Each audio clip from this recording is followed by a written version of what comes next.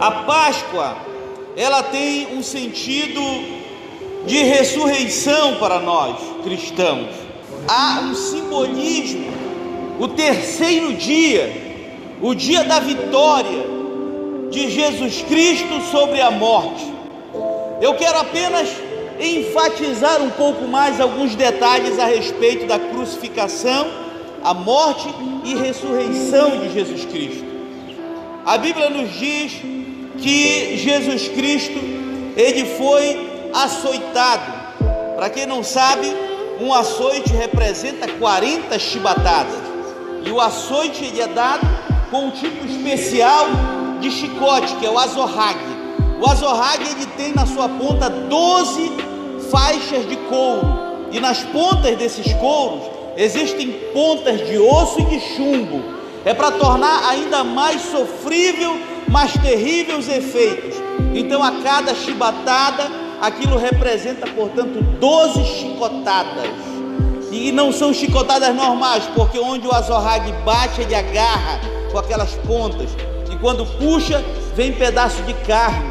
Ele sofreu tudo isso. A Bíblia diz que ele sofreu 40 chibatadas, ou seja, o equivalente a 468 feridas. Se você multiplicar cada chibatada por 40, 468 feridas nas suas costas.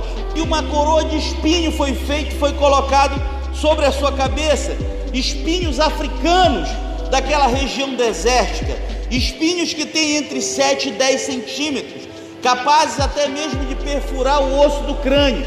Soldados romanos apertavam contra a cabeça para tornar ainda mais sofrível aquele momento. Entre o tribunal e o Gólgota era um caminho de cerca de 2 quilômetros. 700 anos antes de Cristo, Isaías já havia profetizado aquele momento.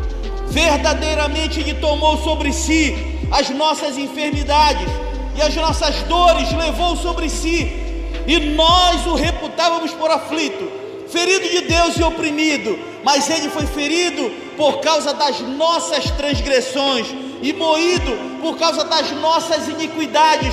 O castigo que nos traz a paz estava sobre ele, e pelas suas pisaduras fomos sarados. Louvado seja Deus.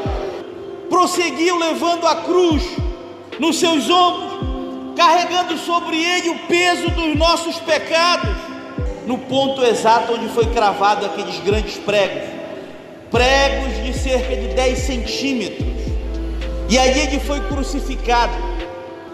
A Bíblia diz que isso aconteceu à 3ª hora, ou seja, aproximadamente às 9 horas de sexta-feira, e lá ele permaneceu pendurado na cruz por 6 horas, mas lá na cruz ele ainda continuava realizando a sua missão. Entre 2 ladrões, um que começou a caçoar e outro dizendo: olha, nós merecemos estar aqui, mas este não merece, ele é justo. E ele olha então para ele e diz: meu Senhor, lembra-te de mim quando entrares no paraíso. As penúltimas palavras de Jesus ainda em vida foram estas. Ele com tanta dificuldade, vocês imaginam o tanto de sangue que ele já havia perdido, nas inúmeras chibatadas, na pedrada, na coroa de espinho, no momento em que o soldado romano perfura o seu lado. Então o corpo humano tem cerca de 6 a 7 litros de sangue.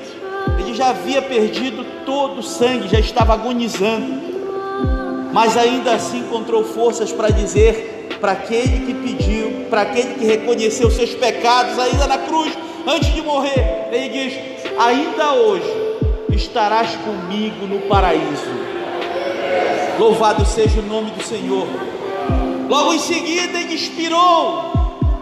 A Bíblia nos diz que ele expirou na cruz.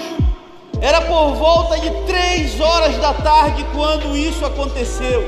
O véu do templo se rasgou, um grande terremoto marcou o momento em que a vida deixa o nosso Salvador. Eu posso imaginar o que pensavam então os discípulos Os discípulos que viram ele curar, que viram ele ressuscitar pessoas. Você tem noção do que é um choque, o impacto daquele momento? Por isso que o sábado, ele é um sábado que nós dizemos assim, o sábado da desolação, porque para muitos incrédulos, muitos que não acreditavam, achavam que o sábado tinha vencido o nosso Jesus.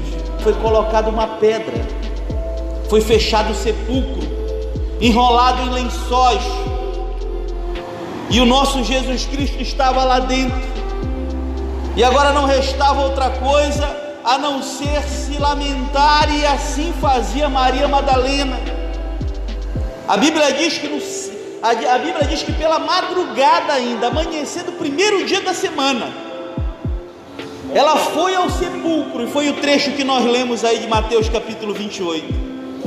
E chegando lá, ela viu que a pedra não estava no lugar, estava mexida, estava deslocada, uma pedra que precisava de muitos homens para rolar.